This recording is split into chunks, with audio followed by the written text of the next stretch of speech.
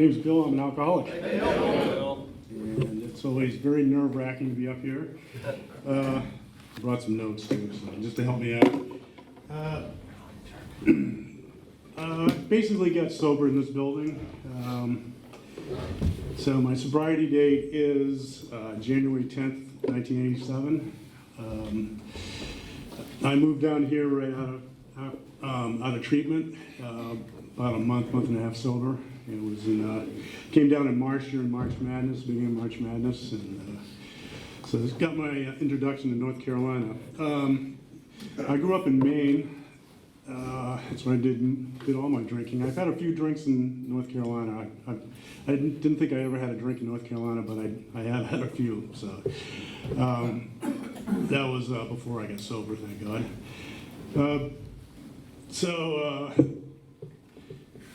Oh God, it's nerve-wracking to be up here. But Peter saw me out in the parking lot. He said, you just have to talk to your friends and family. So I have friends and family. I've been to, God, probably 500 speaker meetings in this building over 31 years of sobriety. This got me through a lot of Saturday nights during my 30s. I got sober when I was 31. So basically, what happened was, so I was selling wine up in Maine. Working for this company, I was a wine salesman, which is a pretty good thing for an alcoholic. So I was really miserable. It's really hard to be a salesperson when you have very low self-esteem, and it was a miserable job. And every Friday night after working as hard as I could, I would get as drunk as I could. I just couldn't help it. But anyway, I had a cousin who was living down here, and he bought a deli, and he was going to try and make it into a national chain like Subway. And so he called up, and he needed people he could trust. So he wanted some family members to come down, and he said I could make $1 million in 5 years. So I quit my job and I was heading down here. Needless to say, it's 31 years later and I haven't made that $1 million. But what I got in return was quite a bit. Was worth more than, definitely worth more than $1 million. So basically what happened was I came down here. I visited the area. So it was really beautiful. I was jumping on my chance to start over. It was my big geographic cure. And so I quit my job. That was right before Christmas. And so I hit New Year's Eve and went on about a 48-hour binge on New Year's Eve. And my sister saw me New Year's Day. And so I'd been up for about, I don't know, 24, 48 hours, I don't know, quite a while. And just getting, plastered, because that's what I did when I didn't have to work or do anything. And I thought I looked great. I thought I was actually at her boyfriend's house, and it was his house that they rented, and it was a typical house. I was hanging out. I'm 31. I'm hanging out with a bunch of 20-something-year-olds.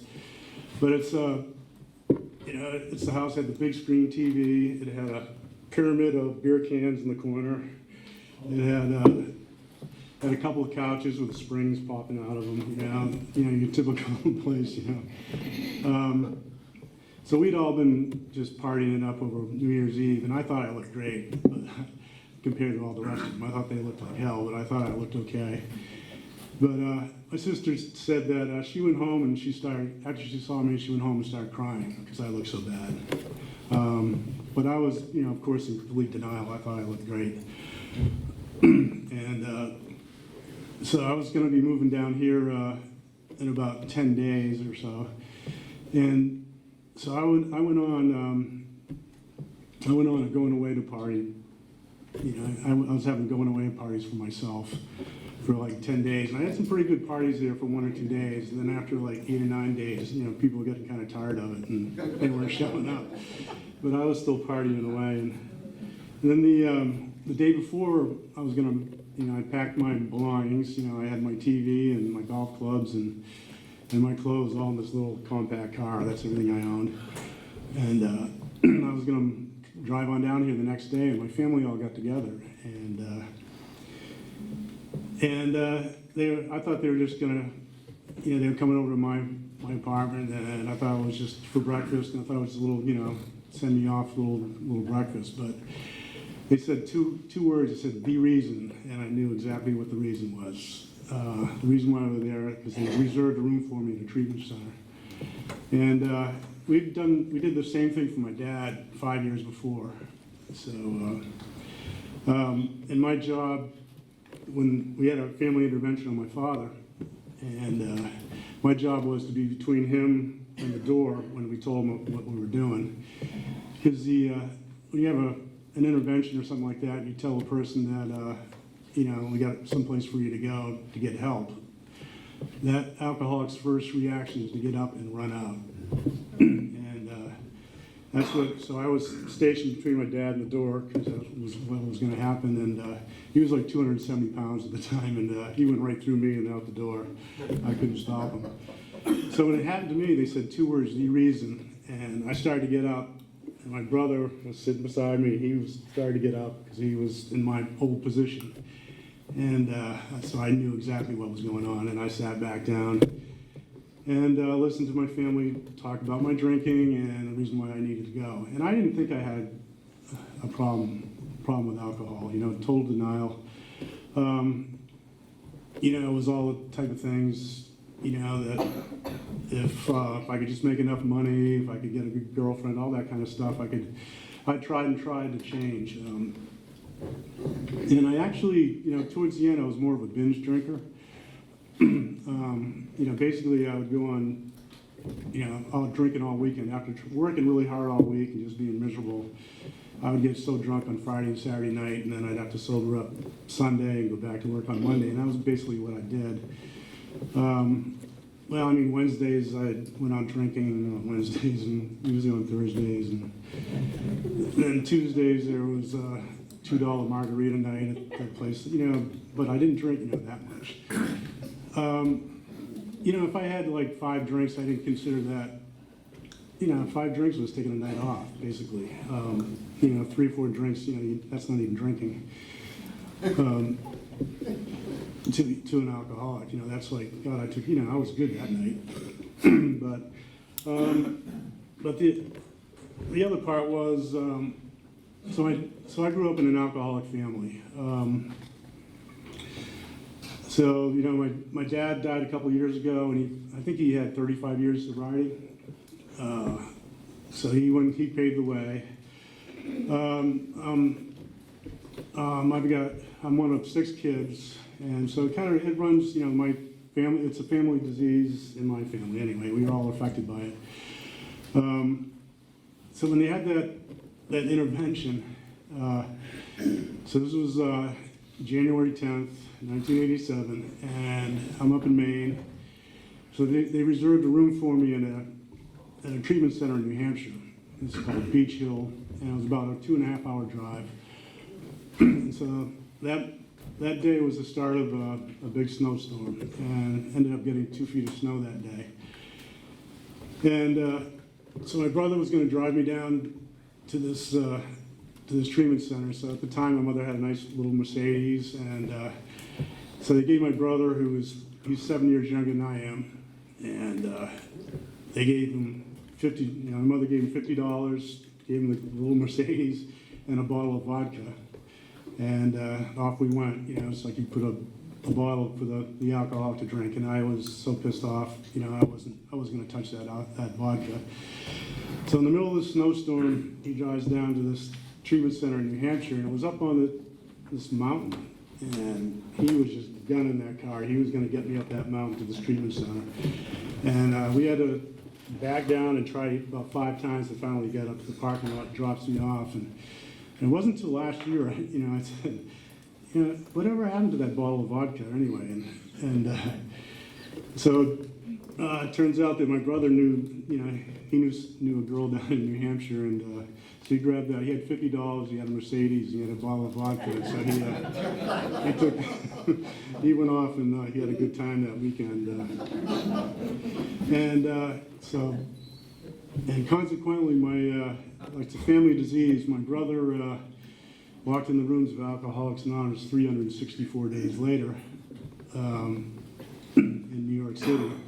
He'd somehow graduated from college, and he started his job, started working in New York City, and he was very suicidal, and he was doing a lot of stuff. And luckily, one of his good friends had 12-stepped him in New York City, and he walked in, he got sober in New York City.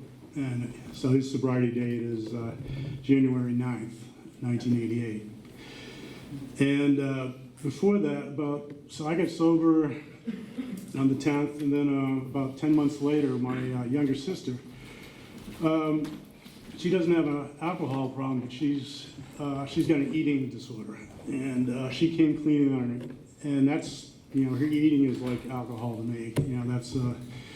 That's how she, growing up in the alcoholic family, that's what she turned to was with her eating disorder, which is purging and eating and purging, and so she went down to treatment about 10 months after I came clean. She came clean on her eating, and to this day she's still clean on her eating. She has gone through all kinds. She had to do it all on her own.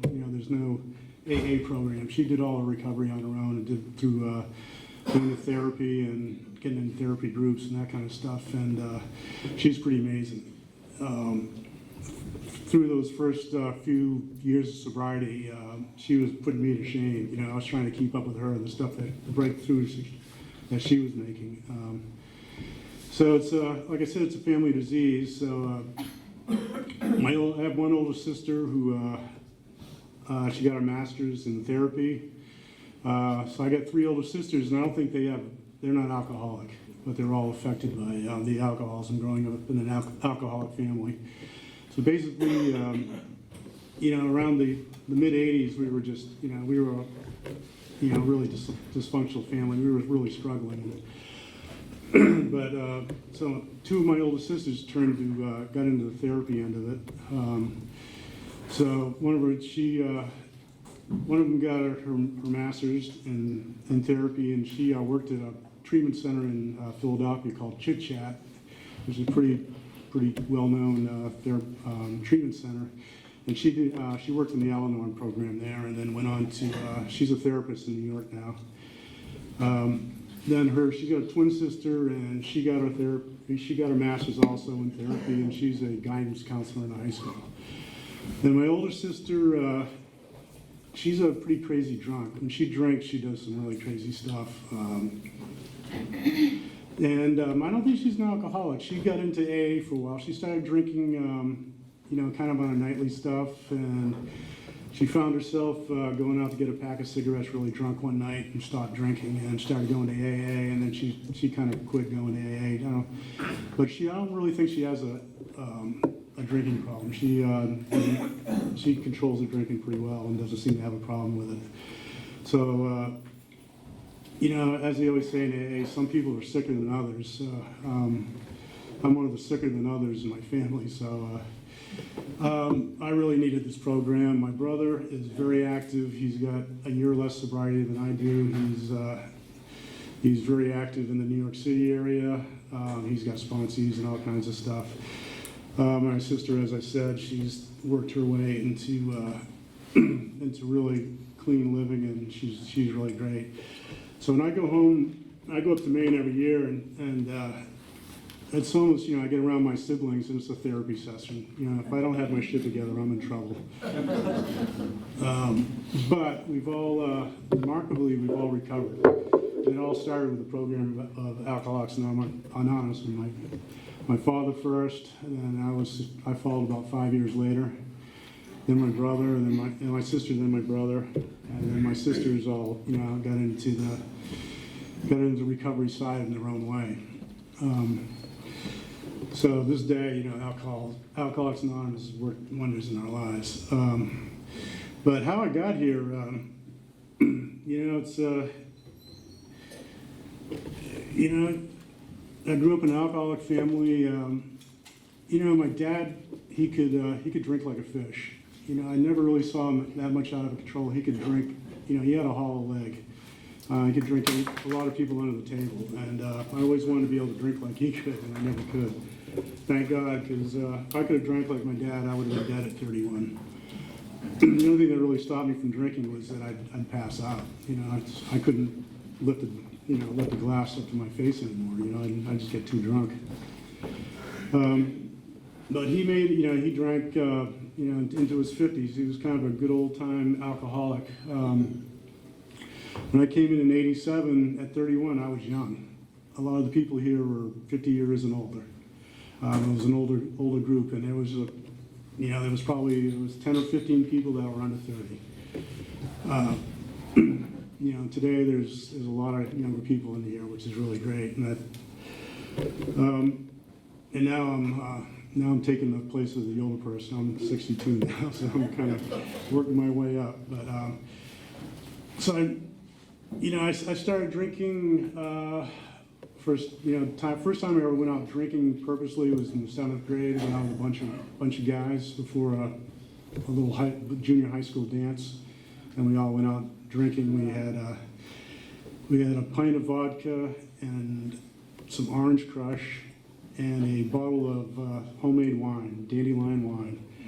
And I got about one sip of the vodka and maybe one sip of the wine, and then one kid drank quite a bit of it, and he was pretty drunk, and we were running around trying to keep him from getting in trouble. But I was in that little group that drank, and I was like, it was so much fun, and it was like I had a lot of attention because I was like this little bunch of 6 guys that went out drinking. I couldn't wait till I was old enough to start drinking. It was for me, it was just a total rite of passage. To be able to drink. So when I hit freshman in high school, I was young. I was still 13 when I hit high school, and I started drinking that freshman year. Just drinking on the weekends, and then it kind of there's a little place that we used to hang out. And the age was 21. So we could always find somebody to buy us some beer on Saturday night, Friday or Saturday night. And basically, back then, when I was 13, it was 3 beers. It was 3 beers is all I needed. And the joke was, we'd drink one, spill one, and give one away. That's about all I really needed for drinking. But I really somewhere along that line, like at 13, my values kind of started to get warped. Instead of like really looking up to the people in my town that were, real successful, that were kind of the straight people and stuff, I looked up to the people that were the partiers, and I really wanted to be able to drink a lot. My dad, Dad hung around with a lot of people that drank. Everybody I knew drank. All his friends, their parents would have parties, and I was like, everybody drinking. It all seemed like they had such a great time. And basically, I had a great time drinking. And so I went all through high school, basically, just kind of drinking on the weekends. Sophomore year, I started smoking a little pot, like everybody else. And I was in my little town, we had a pretty good, we were really good in basketball. So I grew up playing basketball, and we were perennial state champs, and so I spent my whole from 10 years old and on playing basketball, and I started playing in high school, and I played football and that kind of, and basically I didn't play baseball because I wanted to party more, and I was through with sports, and I wanted to party in the springtime. But so I kind of, my drinking really started progressing, and I made varsity on the football and basketball teams, and my senior year, I was supposed to be starting point guard, but I was a total mess. So basically the coach pulled me aside and he said, I know what you do every day. I need you to stop. I need you to stop smoking so much pot. And but that didn't affect me. I was still, basically, I started the first game of the season and, I was just really a mess. I didn't really play much after that. And we went on to win the state championship that year. And I got some funny stories about that, which I'm not going to share. But I actually, during that state championship game, I popped a couple of pills at halftime. And I was sitting there on the bench and got put into the game after I popped a couple of pills. And, but that's just because I was full-fledged, alcoholic addict by that time. But anyway, by the time I was a senior year, so I was 17 years old, my parents came up with this bright idea that I was going to go to prep school, basically stay back and do a PG or stay back my senior year because my grades were terrible. And I was expected to go to college, so I went to this prep school in New Hampshire again. And the reason why I went to this prep, we went around to all these. I visited Exeter. I visited, all these really high-dollar prep schools, that the Bushes go to, and all these people. I could have gone to like a really prestigious prep school, but I picked this one in New Hampshire because they gave you 2 chances. You could get caught drinking or smoking once, and you get a pass, and then you get caught again, you get kicked out. And I knew I'd get caught, drinking or smoking pot or doing something. And so it turns out my second week there, I got caught smoking pot, so I blew my chance. But that's really the only reason why I went to this. It was a nice little prep school, but that was the reason why, because I knew I would get kicked out real soon if I didn't. And then basically, I had to really learn how to play the game. And every Friday and Saturday night at the school, they had 4 or 5 teachers going around and trying to catch us all partying. And we were. But we learned how to take a towel and put it underneath the door, and we did these one-hit things and blow it out the window. We had incense burning, and we learned how to do all that. But there was kids from all over the world. There was a kid from Thailand who had a whole bunch of opium. There was another kid came from the Middle East, and he smuggled in a whole bunch of hashish. We had a girl from Cleveland that brought all this LSD. So basically, that year, I did bring my grades up a little bit, and I got into college. I got into the University of Maine. And basically what it was is I learned how to sneak a lot, how to lie, and how to do a lot of drugs. I really turned into, learned how to do all the major stuff. But basically, I just mentioned that because it just kind of goes along part of my story. But my favorite drug is alcohol. I absolutely loved alcohol. I loved the effect. But if you put anything in front of me, I was going to do it. It didn't matter, along with the drinking. But basically, I kind of tried to get off everything else, didn't want to do anything else, but the thought of ever not drinking, it never occurred to me. Life without drinking was not an option. So basically, so I got into college, and 5 years later, 5.5 years later, I graduated. It was really, really hard. Because, I started every semester, I was like, okay, it's going to be different this time. And I would go to all my classes. I'd go to all my classes, do all my homework. I'd get A's on all my first exams. And then I'd start missing classes. My drinking would pick up. Then by the time at the end of the semester, it was like my schedule was 4 weeks of fun and 1 week of hell. So I would have 4 weeks of drinking and 1 week of doing amphetamines and staying up all night and trying to catch up and do all my work and trying to pass my, and when I had all the exams.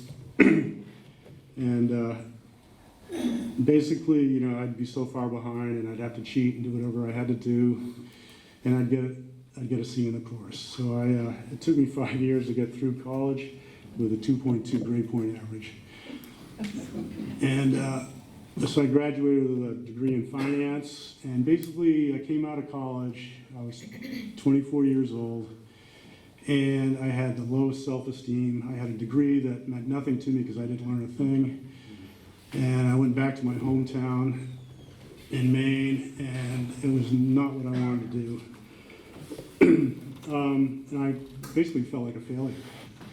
So, and you know, that thing of starting every semester, you know, I was trying to change, you know, like we all kind of did. We all hit that point, we all try to change, you know, so I'd try to change every 4 months, every 5 months, I'd have to try and change. And I couldn't get, you know, I couldn't do it. And, but never really put 2 and 2 together that alcohol was the root of all my problem. So basically, you know, I don't know where my real low self-esteem started. I think it probably started at 13. You know, I was a scared little 13-year-old going into high school.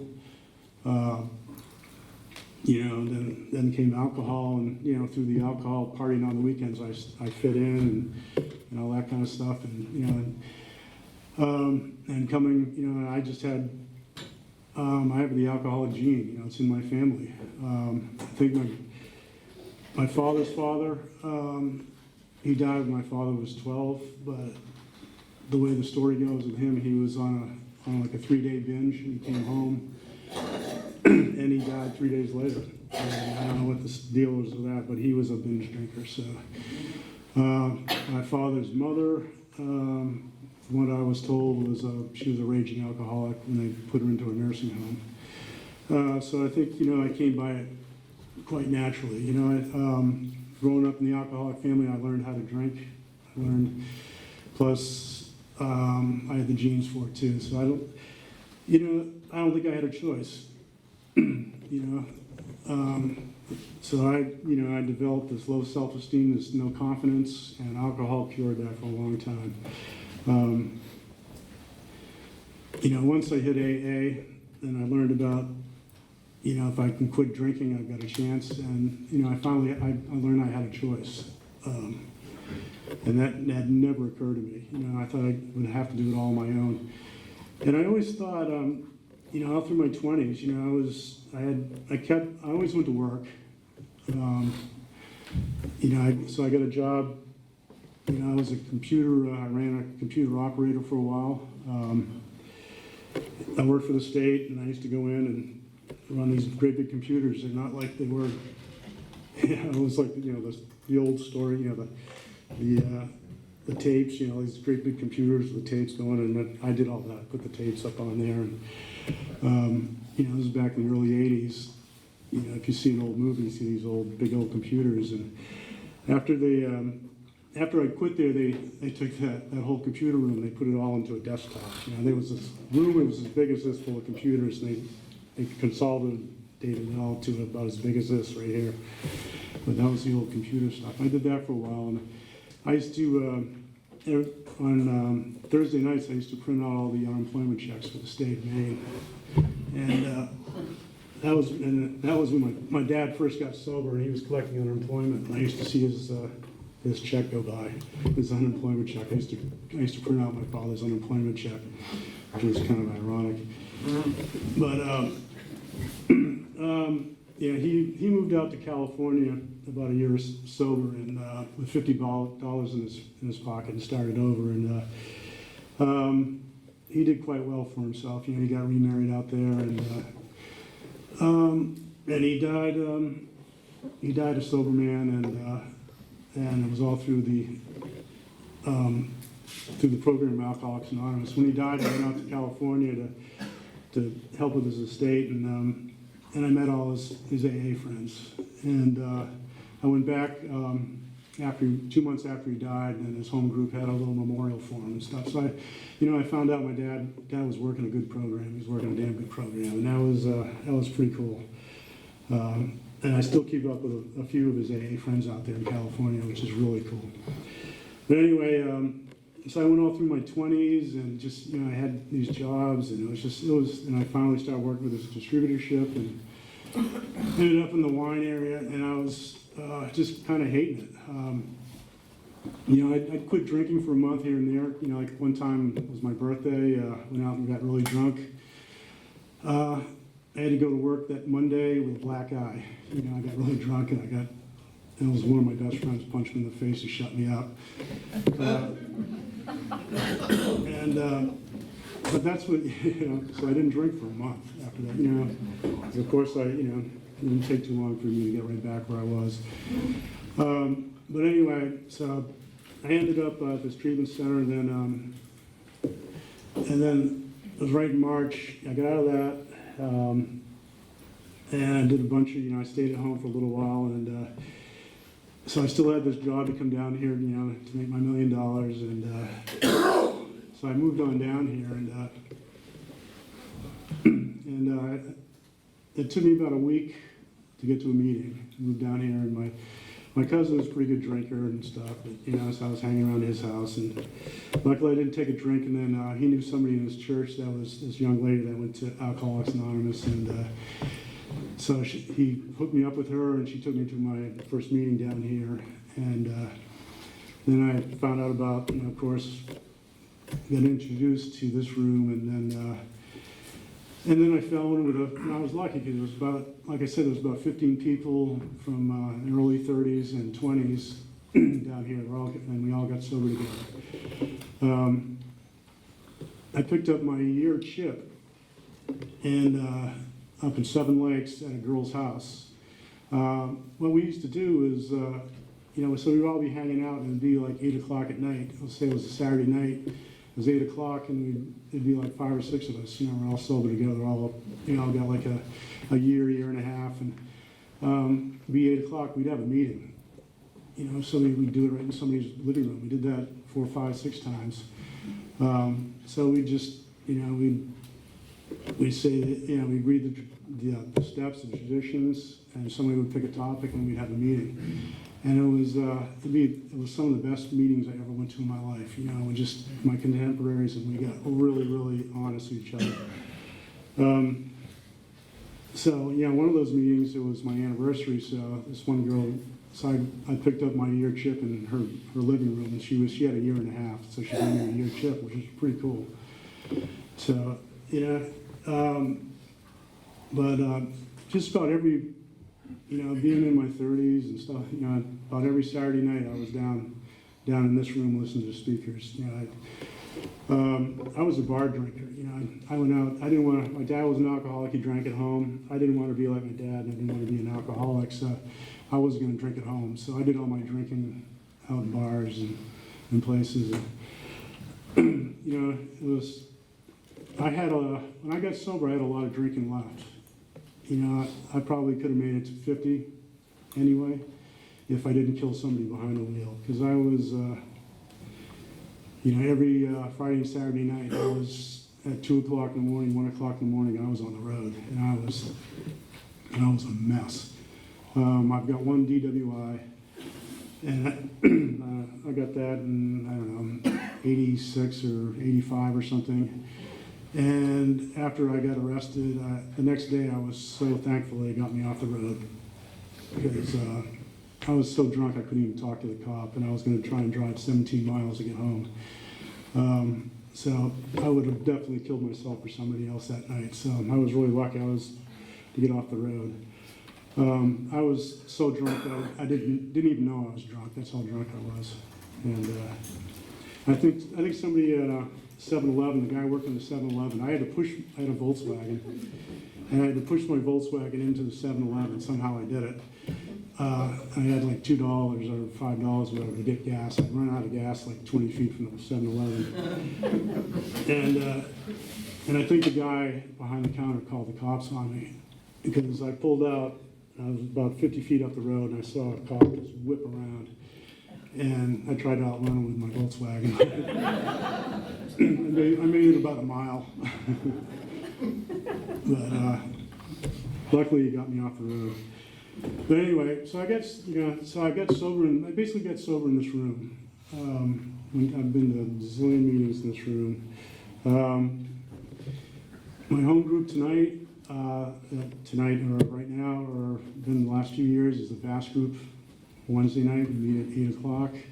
We're well represented tonight. Thank you guys. There's a bunch of VAST people out here. It's really great to see you guys. We got a great meeting there. That is the basis of my sobriety, is my home group. I finally, I went a bunch of years. I've always had a sponsor. I went about 5 years without a sponsor. I quit my home group, stopped calling my sponsor, and I kind of drifted around for a little while. This was like 21, 22 years sobriety. Basically, then I kind of noticed that I'd go home after work and I would kind of be by myself watching TV. I went around, I'd go to a bunch of meetings and stuff, but just kind of wandered around and really started isolating. And that's when I ended up back out at VAS. And I committed myself to VAS about 5 years ago. So I got that home group. I got a new sponsor. Work a little bit with my sponsor. But really, he's there for me. And amazingly, my life has changed. It's one thing I do. I try and make it every Wednesday night to my home group.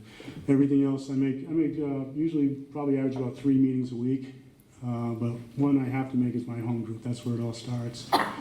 And my life, after I kind of did that, my life started getting so much better.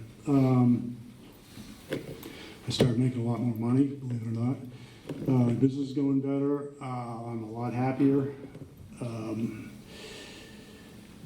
Everything's, just really falls into place. It's just kind of doing the basics. I'm more involved in service work. It all starts, with that home group and my sponsor. My sponsor is he's a big book thumper.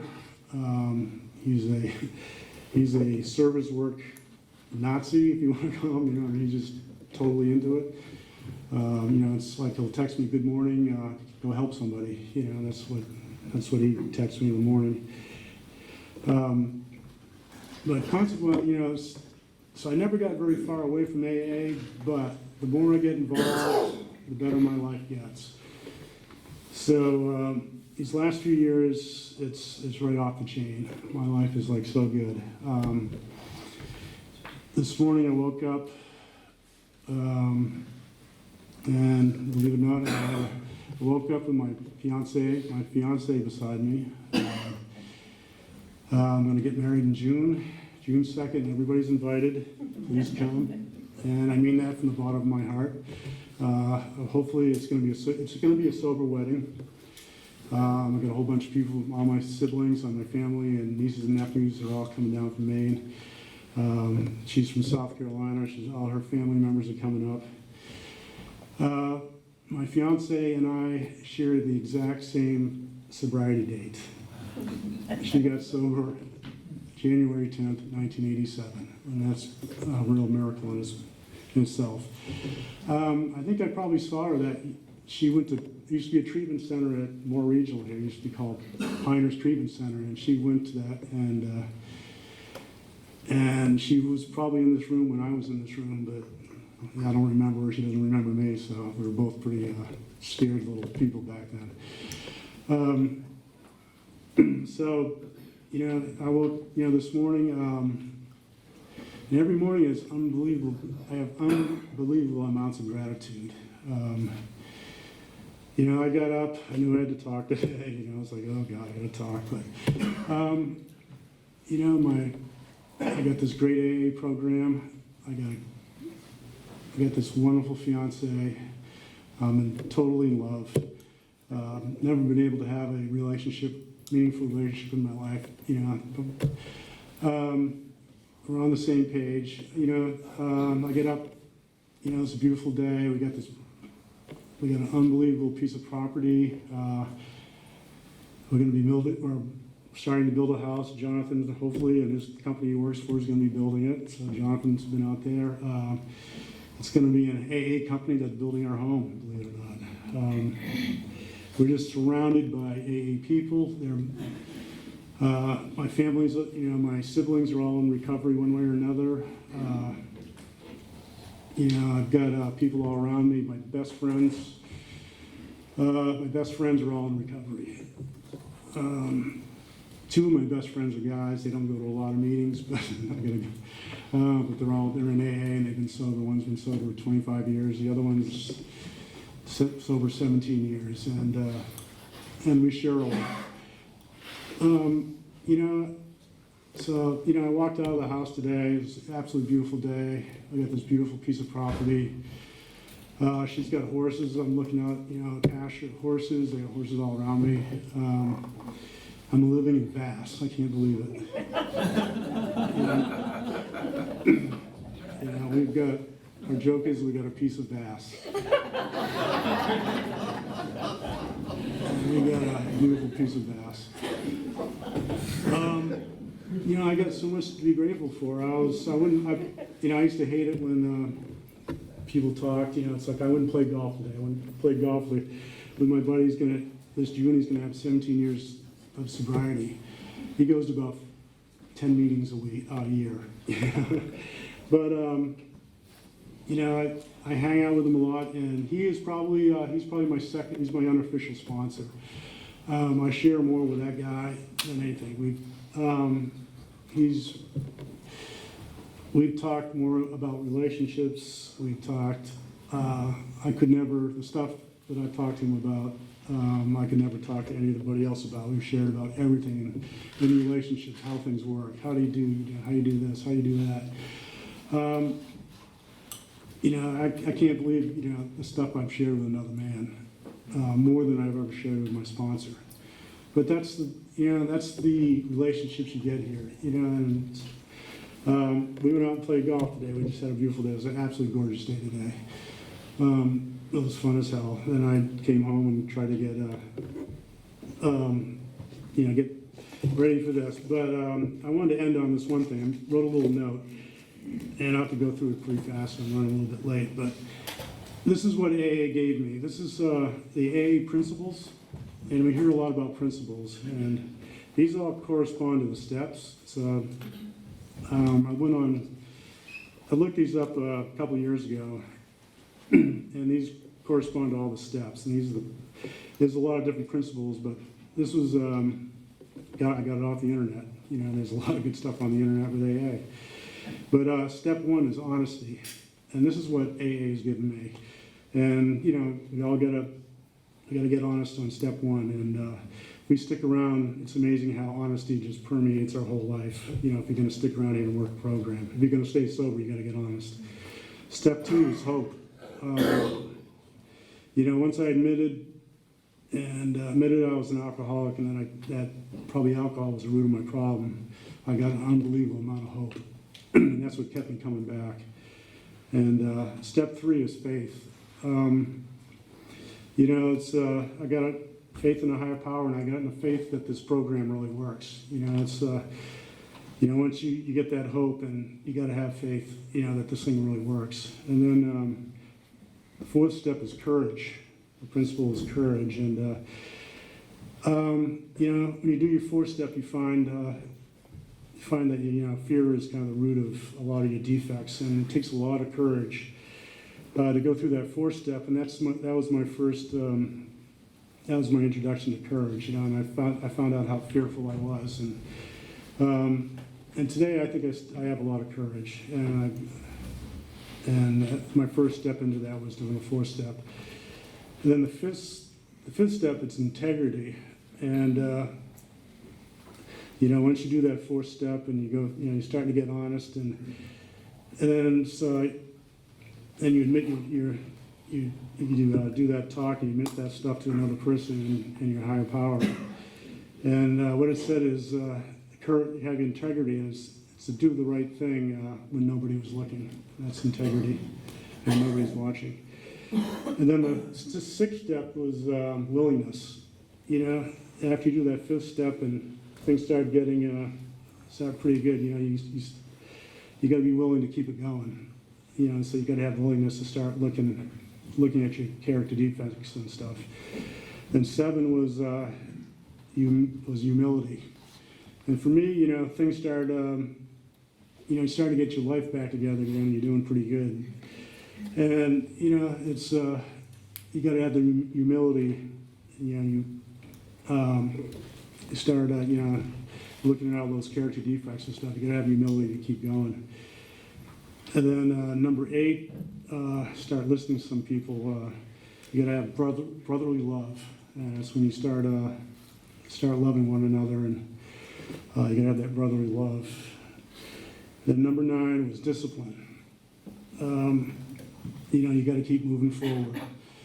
You know, you've done your 4 steps. You know, you've made a list of people. You've been willing, but then you got to have the discipline to keep on going. Still a lot of work to do. And then step 10 was perseverance. You know, you get through all these steps, and you learn that you got to keep persevering. And you know, even though, you know, by this time you've been sober a while, and for me, I'm still sober a while, and boy, I screw up more than anybody. You know, and I got to have that perseverance to, you know, to recognize when I'm wrong, and recognize when I really show my ass, and it's usually out of fear. You know, I'll do something, and I got to right that wrong, so I got to persevere with that. And number 11 is spiritual awareness. You know, we work all through these steps. We start getting spiritual awareness. And number 12 is service. And I think you could probably switch these two around. But you know, through service, you know, once you're in a position to offer this to other people, and if I keep coming to these meetings, and if I stick around these rooms, service finds me. You know, I don't have to go looking for it. It's going to find me. And the more service I do, you know, which I was talking about, you know, the more I got involved in my home group, the more, you know, getting that sponsor who's service, you know, the more service work I get to do, the more spiritual I become, the more that awareness comes. And consequently, you know, the more I do, the better my life gets. And, you know, it's, in closing, you know, I think I've been rocketed into a 4th or 5th dimension. The more I get involved, and, you know, there's a saying that I heard, you know, in my first or second year of sobriety was, you know, if you write down all the things you want out of sobriety, if you write them all down in your reading of your sobriety, you're going to sell yourself 100 times short. And in my first couple years of sobriety, I would have written down big house, that $1 million, great self-esteem, all this other stuff. Now, if I would have sold myself so short, because, you know, I wake up in the morning and I have gratitude. I have love. I have a zillion friends.